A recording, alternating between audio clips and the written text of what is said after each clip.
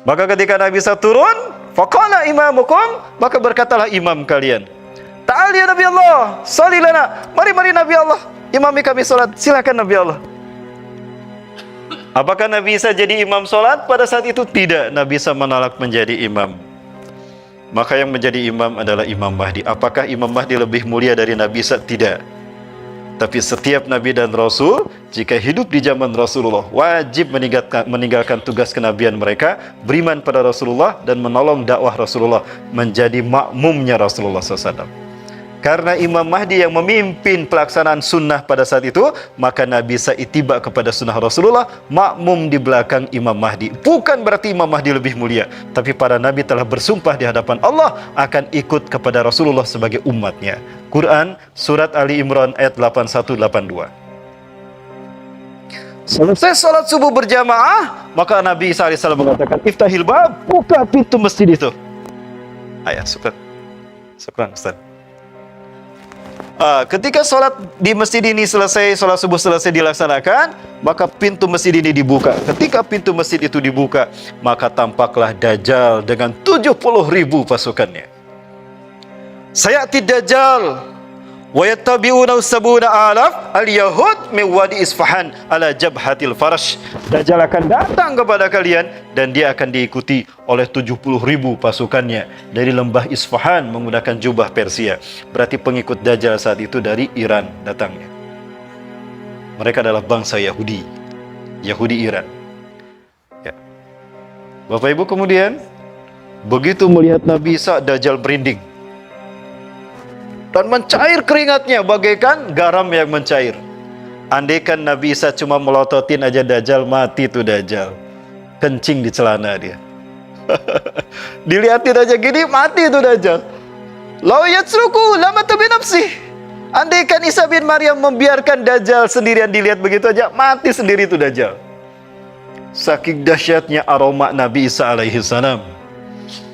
Ya. Dan orang-orang kafir apabila mencium wanginya, harumnya keringat Nabi Isa, mati mereka. Ya, nggak jauh beda dengan saya, Bapak Ibu. Kalau Bapak Ibu mencium bau keringat saya, pingsan Bapak Ibu. Hampir. Maka Dajjal lari dari Nabi Isa dengan tergopoh-gopoh. Ketika Dajjal lari ke barat, Nabi Isa sudah di barat. Mau kemana kamu? Kamu gak bisa lari. Hari ini kamu milik saya. Sini. Lari lagi ke timur. Nabi Isa ada di timur. Sampai habis tenaga tuh Dajjal. Maka Dajjal terdampar di pintu Lud. Pintu Lud itu sekarang dikuasai Israel. Kalau Bapak Ibu ke Lud, Bapak Ibu akan melihat di kota Lud ini ada pangkalan militer Angkatan Udara Israel. Kenapa didirikan pangkalan udara di sana? Karena mereka yakin Nabi Isa akan turun untuk membunuh Dajjal. Jadi kalau Nabi Isa turun akan ditembak sama mereka. Begitu. Mereka yakin dengan hadis ini. Jauh lebih paham daripada kita umat Islam. Karena mereka lebih rajin untuk mengkajinya daripada kita. Betul? Tuh kan, jujur. Sementara pengikut Dajjal mati ketika mencium Nabi Isa. Sebagian mereka lari tunggang langgang. Bersembunyi mereka di balik batu dan pohon berkata, ya Muslim, ya mu'min, ta'al fil wara'il yahud uqtulhu. Sini ada orang Yahudi di belakang saya, bunuh dia. Illa gorkod, kecuali pohon gorkod.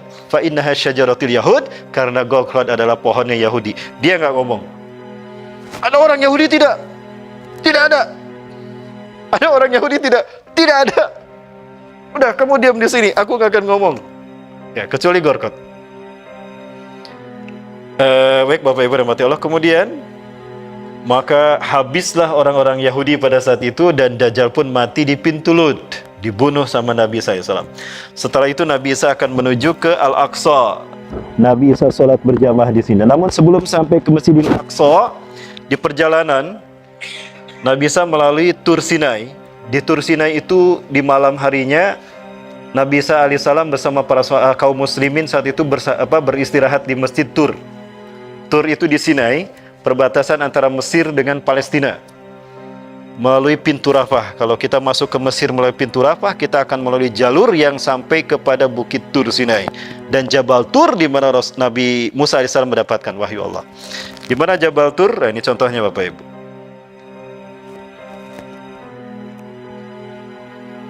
Di Tur Sinai ini ada masjid besar. Nah, Allah lindungi mereka dengan datangnya malaikat-malaikat di bawah pimpinan malaikat Jibril. Pada malam itu turunlah Ya'juj dan Ma'juj. Tanda yang ketujuh, yang keenam. Tanda yang keenam ya. Turun Ya'juj Ma'juj. Dalam waktu yang sangat cepat mereka membantai semua manusia di muka bumi yang mereka temui. Maka yang tersisa adalah mereka yang tidak ditemui oleh Ya'juj Ma'juj. Selamat mereka. Maka kemudian Ya'juj Ma'juj berkata, semua penduduk bumi sudah kita habisi. Maka yang tersisa adalah mereka yang di langit. Dilemparkan itu tombak mereka ke langit, maka tombak itu kembali dengan bercucuran darah, berlumuran darah. Maka kemudian Allah azab Ya'juj Ma'juj itu dengan turunnya hujan ulat. Ulat turun dari langit dalam jumlah besar, maka habislah Ya'juj Ma'juj dimakanin sama ulat. Ulat masuk ke punduk mereka, kata Rasulullah, lalu masuk ke otak mereka, habis otak mereka dimakan. Mata mereka dimakan, jantung mereka dimakan, sehingga tinggal tulang belulang mereka. Maka subuh harinya kaum muslimin di bawah pimpinan Nabi SAW keluar dan menyaksikan Ya'juj Ma'juj sudah mati, habis daging mereka dimakan ulat. Maka pada saat itu la yuftanuna abadan, tidak ada lagi fitnah bagi umat Islam. Maka kemudian umat Islam saat itu kembali ke mana? Kembali ke Palestina. Nah, di Palestina inilah mereka menancapkan panji tauhid, ya, kalimat la ilaha illallah Muhammad Rasulullah yang berwarna hitam, bendera berwarna hitam. Maka ya, di sini Bapak Ibu lihat. Ya, panji hitam itu disimpan. Nah, Rasulullah SAW menyatakan, apabila kalian melihat panji hitam dikibarkan di bumi Palestina, Al-Aqsa, maka pada saat itu kiamat lebih dekat kepada kalian ketimbang kepala dengan pundak kalian. Allahu Akbar. Baik Bapak Ibu rahmati Allah Subhanahu wa taala. Disinilah kemudian perkiraan saya Imam Mahdi meninggal dunia. Lalu dimakamkan di sekitar Masjidil Aqsa sini. Di sebelah sini nih Bapak Ibu sekalian ada kuburan kaum muslimin. Di sana ada dua kuburan para sahabat, Ubadah bin Samit dan Abu Darda. Itu dimakamkan di sini.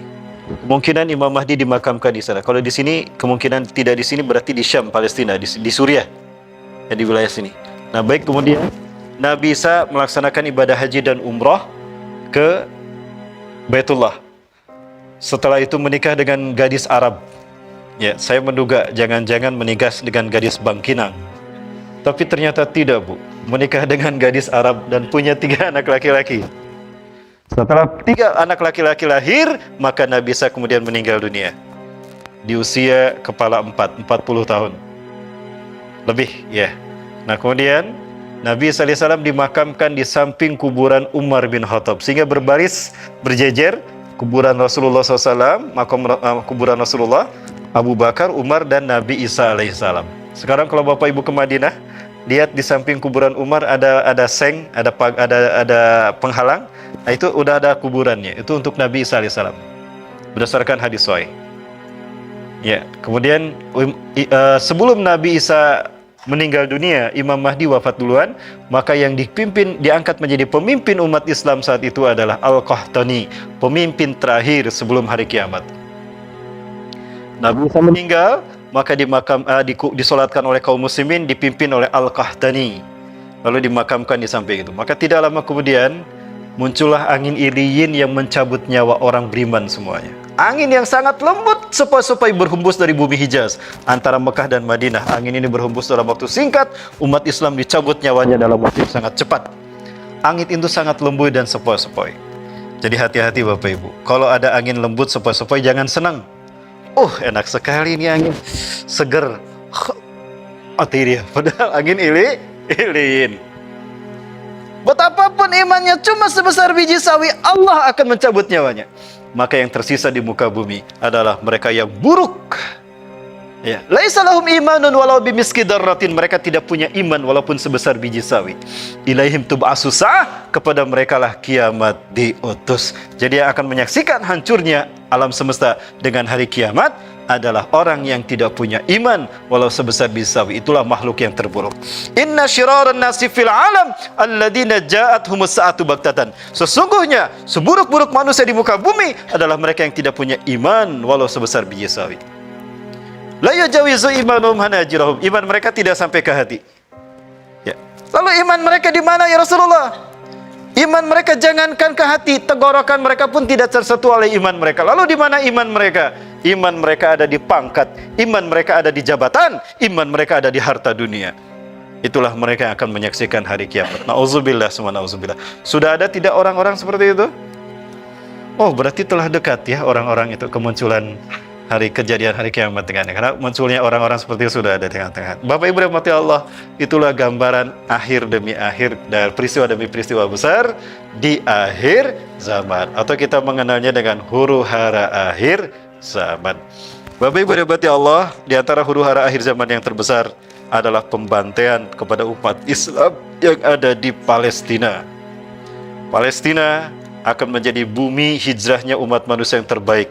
Maka orang-orang kafir, orang-orang Yahudi, mereka tidak mau Palestina dimasuki oleh orang-orang terbaik. Maka dibantailah habis kaum muslimin Palestina di sana. Sebelum saya sampaikan kepada Ustadz Doni tentang Palestina, Bapak Ibu, ini saya sampaikan sedikit saja, sepotong tentang bagaimana gambaran penderitaan muslim Palestina sejak zaman dulu sampai hari ini, Bapak Ibu. Inilah nasib mereka, dibantai oleh musuh-musuh Allah.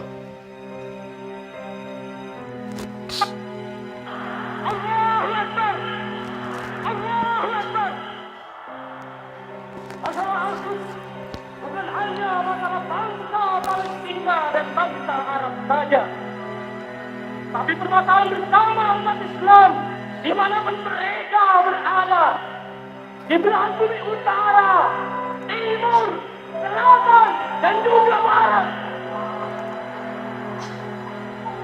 Al-Quds adalah kiblat pertama umat Islam, tempat melahirkannya nabi-nabi pilihan, kota ketiga yang diberkahi dan dimuliakan Allah Subhanahu wa Ta'ala, serta dijadikan arena jihad fi sabilillah. Ini Al-Quds telah ditabrak oleh Zionis laknatullah alaih, telah dihentikan terang-terangan, dibantai, diusir, disiksa, bahkan masjid suci Al-Aqsa akan mereka robohkan. Wahai umat Islam, bangkitlah kalian. Sungguh telah tiba saatnya untuk berjihad. Genjang perang telah berlalu. Al-Quds, Al-Aqsa, Palestina, muslimina huna sabaya. Bapak Ibu, dibantainya kaum muslimin Palestina itu akan terjadi kata Rasulullah sampai nanti umat Islam memasukinya dengan aman. Sampai nanti Imam Mahdi membebaskan yang dari bangsa Zionis Yahudi. Sampai nanti bangsa Yahudi dihabiskan oleh kaum muslimin yang ada di sana. Bapak Ibu rahmati Allah Subhanahu wa Ta'ala, maka kabar gembira dari Rasulullah SAW bahwa nanti Masjidil Aqsa ini akan dibebaskan. Akan dibebaskan oleh 3 bangsa besar, di mana 3 bangsa besar ini tergolong kepada 3 kelompok yang disebutkan Rasulullah SAW. Yang pertama, Ahlu Syam, mereka yang akan datang dari bumi Syam. Syam ini Palestina dan Suriah, kemungkinan besar itu. Yang kedua, Ashabul Rayat Yusud, para pembawa panji hitam dari bumi Khurasan. Dan yang ketiga adalah Taifah Mansurah. Siapakah Taifah Mansurah ini? Taifah Mansurah ini adalah mereka yang datang dari arah timur. Mereka tinggal di bumi yang Allah muliakan dengan kekayaan alamnya. Namun mereka dizolimi oleh penguasa-penguasa mereka.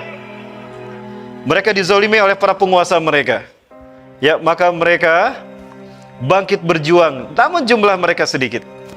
Ya, tidak banyak dibandingkan dengan jumlah umat manusia di dunia. Maka apa kemudian kata Rasulullah SAW? Ya, mereka akan ditolong Allah dengan diberikannya kemenangan, ya, oleh Allah Subhanahu wa Ta'ala. Nah, pertanyaannya, siapakah Taifah Mansurah yang dimaksudkan Rasulullah SAW? Para ulama sepakat, di antara yang disebutkan itu adalah Nusantara. Dan Nusantara yang dimaksudkan itu akan dipimpin oleh negara yang berbenderakan merah putih. Rasulullah pernah menyebutkan merah putih dalam hadisnya. Memang bukannya menyebut Indonesia, tapi Rasulullah hanya menyebutkan merah putih. Namun orang-orang Palestina yakin, betapapun mereka dijajah hari ini, yang akan memerdekakan mereka suatu hari nanti adalah Muslim yang berbenderakan merah putih, dan itu Indonesia. Rasulullah hadir dalam mimpi 5 orang pemuda Muslim yang tinggal di Al-Quds, Yerusalem. Ketika kami berada di sana, terdengar berita ada mimpi ini. Di dalam mimpi itu 5 penghafal Quran mereka bermimpi yang sama. Rasulullah hadir dalam mimpi mereka dan Rasulullah bersabda, "Ya ahla Syam, ya ahlal Gaza, innal ladzina sayuharrirukum min zulmil yahud wa yu'aduna al-Quds ala rihabikum. Ikhwatukumul muslimun ala Indonesia." Wahai saudara-saudara, wahai penduduk Syam, wahai penduduk Gaza, wahai penduduk Palestina, sesungguhnya orang-orang yang akan memerdekakan kalian dari kezaliman Yahudi dan akan mengembalikan Al-Quds ke tangan kalian adalah saudara kalian Muslim Indonesia. Allahu Akbar. Bapak Ibu, jika kaum muslimin mereka Palestina, mereka berani berkorban nyawa menunggu janji kemenangan dan datangnya kita, maka apa yang akan kita korbankan?